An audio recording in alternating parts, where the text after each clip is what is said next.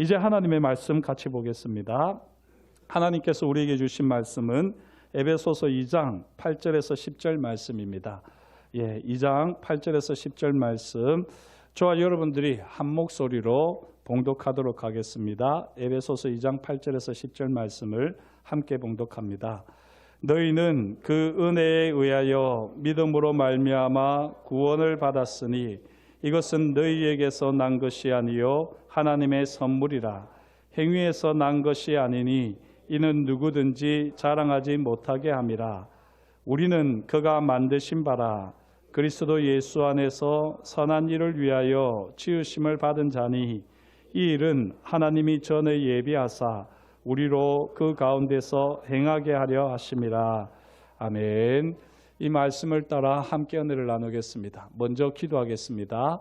하나님 아버지, 5월 가정의 달을 맞이하여 우리가 서로 사랑을 확인하고 주님 안에서 한 가족임을 경험하며 나아갑니다. 특별히 오늘은 어버이 주일로 지키며 또한 우리의 부모님 앞에서 또 우리가 함께 사랑을 나누고 함께 기뻐하는 온가족 체육대회를 가집니다. 모든 순서들 위에 앞서 우리의 아버지가 되시는 하나님 앞에 신령과 진정으로 예배하오니 이 시간 우리의 분주한 마음들을 내려놓게 하시고 염려와 근심과 걱정까지도 내려놓게 하시고 오직 주님의 말씀을 간절한 마음으로 받는 가운데에 주님이 우리의 마음을 채워주시옵소서. 우리의 삶의 자리를 새롭게 하여 주시옵소서. 주님을 만나는 복된 시간 되어지게 하시고 참으로 우리의 심령이 유쾌케 되어지는 은혜로운 시간 되게 하여 주옵소서. 말씀을 전하는 자나 듣는 자가 하나 되게 하시고 부족한 사람의 죄와 허물은 십자가 보혈로 덮어주옵시고 오직 주님의 말씀만이 선포되어지게 하실 것을 인하여 감사드리오며 예수님의 이름으로 기도드립니다. 아멘. 기도를 하니까 설교가 끝난 줄 알고 아이가 크게 또 아멘 하는데 좀 부담이 되긴 하네요. 자, 이제 시작입니다. 설교. 한동일의 라틴어 인생 문장이라고 하는 책이 있습니다. 거기에 보면요, 지금과 같이 라틴어 한 구절이 있는데요. 렐링키테 파렌테스 이렇게 표현이 됩니다. 부모를 떠나십시오. 렐링키테 파렌테스. 부모님들은 별로 좋아하지 않는 표현일 수 있고 우리 자녀들은 아주 반가운 표현일 수 있는데요. 단순히 부모를 떠나 마음껏 자유를 누려라 하는 의미에서 렐링키테 파렌테스라고 말하지 않습니다. 딱 오해하기 좋은 문구이기에 간단하지만 명료하게 한동일님은 이렇게 말합니다. 부모는 이 세상에 나를 태어나게 한 것만으로 모든 의무를 다했다. 이 한마디를 가슴에 품어보십시오. 부모에게서 무언가를 바라는 마음과 기대를 놓아보십시오. 그러면 진짜 내 모습을 볼 수 있고 내가 어디에 어떻게 서야 하는지를 보게 될 것입니다. 우리는 비겁하게도 우리의 실패를 부모 탓으로 돌리며 살아왔습니다. 부모님이 조금만 나를 제대로 교육시켰어도 내 인생은 달라졌을 거야. 부모님께서 조금 잘 살았어도, 아니 남들만큼만 해줬어도 나는 다른 사람이 됐을 거야. 내가 꿈을 이루지 못한 결정적인 이유는 부모님 때문이야. 이런 말들을 하면서 우리는 성장하지 않았습니까? 우리 인생의 가장 손쉬운 핑곗거리는 바로 부모님입니다. 이런 우리를 향하여 한동일님은 라틴어 격언으로 명징하게 우리의 얄팍함과 어리석음을 깨우칩니다. 렐링키테 파렌테스, 부모를 떠나십시오. 우리가 부모님을 떠나지 않는 한 우리는 여전히 과거의 상처에 머물고 그만큼 스스로 미래를 개척하며 자신의 삶을 제대로 살지 못합니다. 다시 한번 분명하게 상기시켜 드립니다. 부모는 이 세상에 나를 태어나게 한 것만으로 모든 의무를 다 했습니다. 혹시 아직도 자녀들에게 제대로 못해준 것이 마음이 한이 되어 있는 부모님이 계십니까? 이제 더 이상 그런 부담은 내려놓으십시오. 자녀들이 이 땅에 태어나게 하신 것만으로도 충분히 부모의 의무를 다 하셨습니다. 아직도 부모님을 향하여서 서러운 마음, 안타까운 마음, 불만의 마음들을 품고 계십니까? 우리를 이 땅에 태어나게 하신 것만으로도 부모님은 의무를 다 하셨습니다. 오늘 말씀 10절을 보면 우리는 그가 만드신 바라고 되어 있습니다. 우리 인생은 부모님 탓으로 점철되어 있는 것이 아니라 하나님의 손 안에 있습니다. 이를 달리 표현하면 우리는 하나님의 작품 포이에마입니다. 포이에마라고 하는 단어가요, 하나님께서 행하시는 일, 포이에오인데 이 하나님께서 행하신 일의 결과물, 바로 포이에마입니다. 하나님께서 행하신 결과면 무엇이겠습니까? 단순한 작품이 아니지요. 글작품입니다. 글작품. 하나님께서 직접 행하셔서 그 결과로 나타난 결과물, 그것이 바로 포이에마, 글작품입니다. 시를 영어로 포임이라고 하는데요. 이 포임이라고 하는 단어도 포이에오, 포이에마와 같은 원어를 가지고 있습니다. 어원을 가지고 있습니다. 다시 말씀드리면 우리는 하나님의 글작품 포이에마고요. 그리고 또 우리 인생은 한편의 시와 같다 할 수 있습니다. 그렇다면 우리가 하나님의 글작품이 되는데 우리의 공로는 얼마쯤 되겠습니까? 아무것도 없습니다. 솔직히 진짜 아무것도 없습니다. 부모님은 우리가 하나님의 글작품으로 이 땅에 태어나는데 결정적인 역할을 하셨지요. 부모님이 계시지 않았더라면 우리는 이 땅에 태어나지 못했을 겁니다. 하지만 우리 자신은 아무것도 하지 않았습니다. 오히려 우리가 하는 일이라고는 하나님의 작품을 망치는 일뿐입니다. 마치 화가인 아빠를 돕겠다고 어린아이가 캠퍼스 앞에서 온갖 색칠을 다하고 노는 꼴이지요. 우리가 스스로 뭔가를 한다고 하면 할수록 하나님의 작품을 망치는 형상입니다. 그런데요, 화가는 정말 다르지 않습니까? 우리 교회도 김세진 집사님이 계신데 정말 그림을 잘 그리시거든요. 저도 조금 배워봤는데 서툴게 그려놓은 이 밑그림을 가지고도 명작을 만들어내는 것을 보고 제가 깜짝 놀랐습니다. 이분은 정말 그림을 잘 그리시는구나. 이걸 제가 느꼈더랬습니다. 우리 인생이 죄와 허물로 얼룩지고 뒤틀려 있을지라도 남들이 볼 때는 완전히 망가진 인생일지라도 하나님께서는 여전히 우리를 하나님의 글작품으로 만드십니다. 전지전능하신 하나님께서는 우리를 하나님의 글작품으로 만드실 수 있습니다. 이것이 바로 하나님의 은혜입니다. 우리의 노력이나 행위가 아니라 전적으로 하나님께서 일하신 결과, 은혜의 결과가 하나님의 글작품 한 편의 시로 탄생합니다. 우리 인생이 망가지면 망가질수록 하나님의 은혜가 더욱더 넘치게 되고 하나님의 은혜가 넘치면 넘칠수록 우리는 하나님의 글작품으로 빚어져 가는 줄 믿습니다. 이 사실을 믿는다면 우리는 지금 우리의 모습이 어떠하든지 실망할 필요가 없습니다. 결코 포기할 필요가 없습니다. 하나님께서 하나님의 은혜로 우리를 글작품으로 다듬어 가시기 때문입니다. 사랑하는 성도 여러분, 이 하나님의 은혜를 늘 생각하시고 이 믿음으로 감사하시면서 살아갈 수 있기를 축복합니다. 이 믿음을 가진 성도라면 제일 먼저 할 일이 있습니다. 하나님께서 우리를 만들어 가시고 하나님의 은혜가 우리를 글작품으로 다듬어 가신다고 믿을진데, 그렇다면 우리가 제일 먼저 해야 할 일은 무엇일까요? 그것은 바로 부모님의 은혜에 감사하는 겁니다.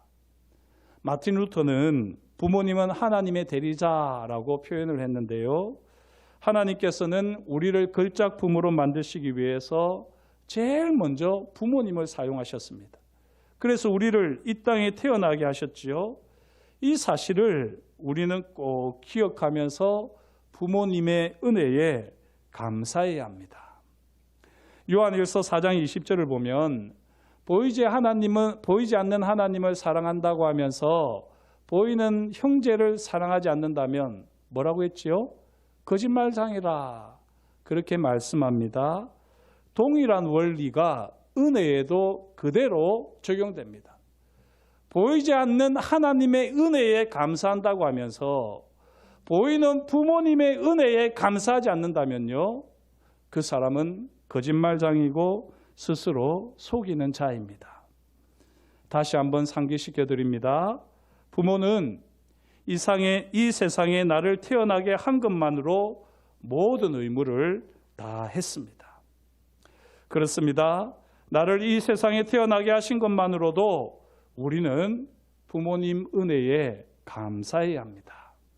이런 부모님의 은혜를 늘 감사하는 생활이 될 수 있기를 주의 이름으로 축복합니다. 미국 현대 문학의 거장이라고 하시는 필립 로스가 쓴 책 중에 아버지의 유산이라고 하는 책이 있습니다. 이 이해를 돕기 위해서 제가 간단하게 말씀을 드리면요, 암투병 중이시던 아버지가 주무시던 방 전체를 똥칠을 했습니다. 필립 로스는 묵묵히 아버지가 보려는 그 모든 것들을 깨끗이 치우며 든 생각을 이렇게 글로 표현했습니다. 제가 한번 그대로 읽어보겠습니다. 나는 악취가 나는 백인 이슬 아래층으로 가지고 내려가 검은 쓰레기 봉투에 넣고 아가리를 꽉 묶은 다음 세탁소에 가져가기 위해 차의 트렁크에 실었다. 일을 다 마치고 나니 왜 이것이 옳고 마땅히 그러해야 하는 대로인지 그렇게 분명할 수가 없었다. 그러니까 이게 실제로 책을 보면 이게가 강조되어 있습니다. 이게 유산이었다. 이게 뭐지요? 그것을 치우는 것이 다른 뭔가를 상징해서가 아니라 상징하지 않았기 때문, 살아낸 현실 그 자체 이상도 이하도 아니기 때문이었다. 이 부분이 조금 어렵게 표현되어 있긴 한데요, 그것이 나의 유산이었다. 돈이 아니라 성고함이 아니라 면도용 컵이 아니라 똥이 뭐였다는 겁니까? 나의 유산이었다. 그는 그렇게 고백을 합니다. 이 책을 그냥 읽기 전에는 별로 감동이 없었는데요, 제가 이 대목을 읽으면서 얼마나 마음이 울컥했는지 모릅니다. 5년 전에 저희 아버지께서 돌아가셨는데 저희 아버지께서 대장암 수술을 하시고 이 장주머니를 차고 몇 개월을 지내셨습니다. 저희 집에서 한 달 정도 지내셨는데요, 아버지는 꼭 새벽 1시에서 2시 사이에 이 목사 이렇게 저를 부르셨어요. 처음에는 정말 소름 끼쳤습니다. 아버지께서도 제가 새벽 4시가 되면 일어나서 새벽 기도를 준비하는 줄 알고 있습니다. 그럼에도 불구하고 장주머니에 똥이 가득 차가지고 이제 이 장주머니가 터지면 집안 전체가 똥냄새로 가득할 걸 생각하니까 아찔하니까 어쩔 수 없이 아버지께서는 새벽 1시에서 2시 사이에 꼭 저를 부르셨던 것입니다. 처음에는 너무나도 서툴러 가지고 잘했다고 생각했는데 얼마 지나지 않으면 그 잘못한 장주머니 옆에서 다시 옆구리에서 똥이 흘러나와 가지고 옷을 다 버리게 되고, 그렇게 또 아버지가 저를 부르고 여러 번 깨어서 그렇게 장주머니를 교체하기도 했었습니다. 한두 번, 두세 번 정도 하니까 이제 익숙해져서 10분 만에 장주머니를 갈 정도가 되었었지요. 그때 이후에 저는 지금도 새벽 1시에서 2시가 되면 깹니다. 5년이 지났는데도 그렇게 깹니다. 물론 되게 피곤할 때에는 새벽 4시까지 깨지 않고 단잠을 자기도 하는데요, 대부분 새벽 1시에서 2시가 되면 저는 습관처럼 깨어납니다. 너무 피곤하기도 해서 어떻게 이 습관을 고쳐볼까 애를 써보기도 했는데요, 안 되더라고요. 1시에서 2시 사이가 되면 여지없이 깹니다. 그리고 제가 깨달았습니다. 1시에서 2시 사이에 깨는 건 아버지께서 내게 주신 유산이구나. 아버지를 기억하는 시간, 천국에 계신 아버지를 떠올리며 천국 소망을 품는 시간,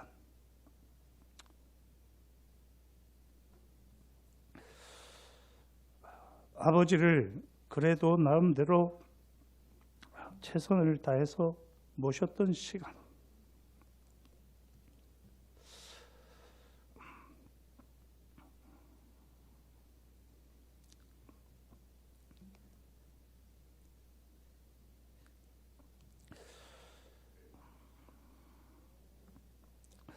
그렇게 아버지께 최선을 다할 수 있었던 것은 아버지는 얼마나 나의 똥을 받아 주셨겠는가.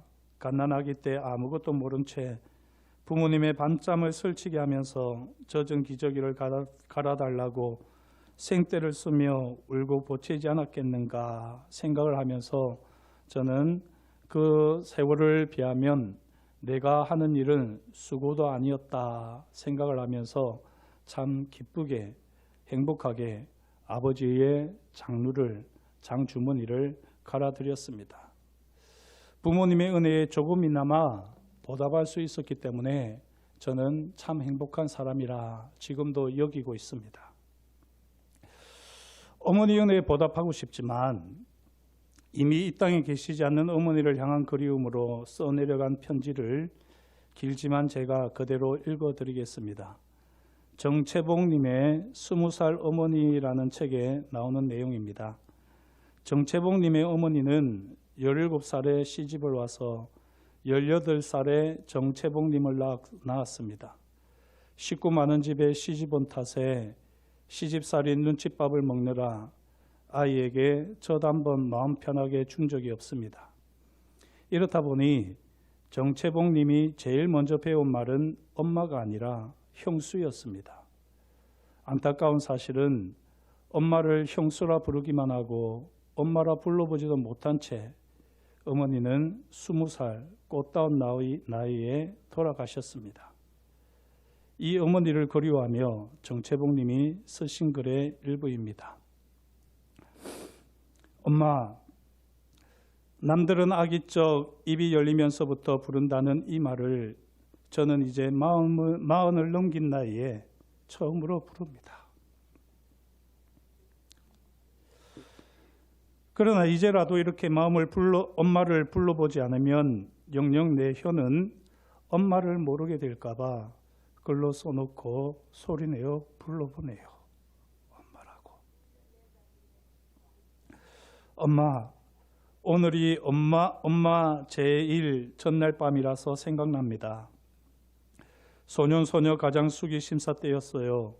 초등학교 5학년짜리 글이었는데 제 엄마 제사가 돌아오니까 산으로 고사리를 끊으러 다녔다고 했어요.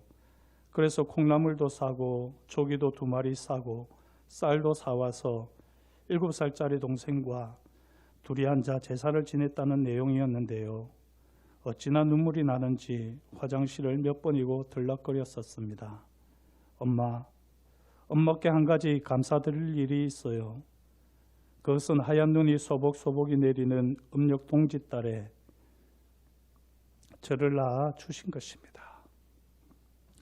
엄마, 하나님께서 허락해 주신다면 제가 엄마를 만나러 그쪽 별로 가는 때도 눈 내리는 달이었으면 하고 바라고 있습니다. 정채봉님은 실제로 2001년 1월 9일 눈 내리는 날 사망하셨습니다. 엄마, 끝으로 하나 고백할게요. 엄마가 못 견디게 그리울 때는 해질 무렵이라는 것입니다. 엄마, 나이 20에 돌아가신 산소 앞에 가서 40이 넘은 나이로 가서 울고 온 적도 있으니까요. 엄마, 그쪽도 지금 낙엽지는 가을인가요? 안녕히 계세요. 엄마의 제일 전날 밤 아들 올림. 사랑하는 성도 여러분, 지금 우리 모습이 어떠하든지 부모님의 탓으로는 돌리지 맙시다. 우리가 살아온 삶의 궤적, 우리 인생은 하나님의 은혜의 작품입니다. 비록 내 마음에 들지 않는 인생, 삶이 나를 속인 것만 같은 인생일지라도 우리를 걸작품으로 만들어 가시는 하나님의 은혜를 기억합시다. 하나님의 은혜를 기억하는 만큼 부모님의 은혜를 기억하시길 축복합니다. 아버지, 어머니 부르면서 아무런 감동이 없다면 그만큼 우리는 부모님의 은혜를 모르고 살아온 인생입니다. 우리를 낳으신 것만으로도 의무를 다하신 부모님이신데 우리는 우리에게 잘못한 것만, 우리를 실망시킨 아쉬움만 마음에 간직한 채 감동 없이는 부를 수 없는 이름 아버지, 어머니를 너무 쉽게 부릅니다. 우리의 섭섭한 마음, 가당치 않은 분노의 마음을 담아 아무렇게나 아버지, 어머니를 부릅니다. 하나님의 은혜가 우리를 하나님의 걸작품으로 다듬어 가십니다. 그 일에 우리의 부모님을 어떤 식으로든 사용하시는 겁니다. 부모님이 어떠하실지라도 모든 것이 다 하나님의 은혜입니다. 아버지, 어머니는 비록 이 땅에 더 이상 계시지 않더라도 여전히 소중하게 부를 수밖에 없는 은혜의 이름입니다. 오늘은 어버이 주일입니다. 하나님의 은혜를 헤아리기 전에 부모님의 은혜를 다시 한번 헤아리시길 축복합니다. 하나님의 이름을 간절히 부르기 전에 아버지, 어머니를 소중하게 불러봅시다. 먼저 부모님의 은혜를 알고 감격하는 인생, 그 인생이 하나님의 걸작품, 씨와 같은 인생인 줄 믿습니다. 하나님의 걸작품으로 살아가시기를 주의 이름으로 축복합니다. 기도하겠습니다. 하나님 아버지, 주님께서 저희를 사랑하여 주시고 오늘도 주님께서 우리에게 말씀하여 주시니 감사합니다. 어버이 주일을 맞이하여서 우리의 삶의 자리가 어떠한지, 또 우리가 얼마나 하나님 앞에서 부모님의 은혜를 헤아리고 그 은혜에 감사하며 보답하며 살았는지 우리 자신을 돌아봅니다. 부끄럽기 짝이 없고 여전히 우리 마음에는 부모님을 용서하지 못하고 여전히 부모님 탓으로 돌리며 내 인생의 실패와 좌절, 아픔과 어두움, 고난들을 다 부모님께 돌리며 원망하고 있지는 않습니까? 오늘 말씀을 따라 하나님께서 내 인생의 참 주인이시오, 내 인생을 아름답게 다듬어 가시는 분이심을 고백하게 하시고 그 하나님의 은혜 가운데 부모님의 은혜 또한 나를 나답게 다듬어 가는 데 귀하게 쓰임 받았음을 고백하게 하여 주옵소서. 하나님 아버지의 이름을 함부로 부르지 않는 것만큼 아버지, 어머니의 이름을 소중히 여기고 감사함으로 그 이름을 부르며 감동 없이는 함부로 그 이름을 부르지 않는 하나님의 사람들이 되게 하여 주옵소서. 주께서 우리와 늘 함께 하실 것을 인하여 감사를 드리오며 예수님의 이름으로 기도드립니다.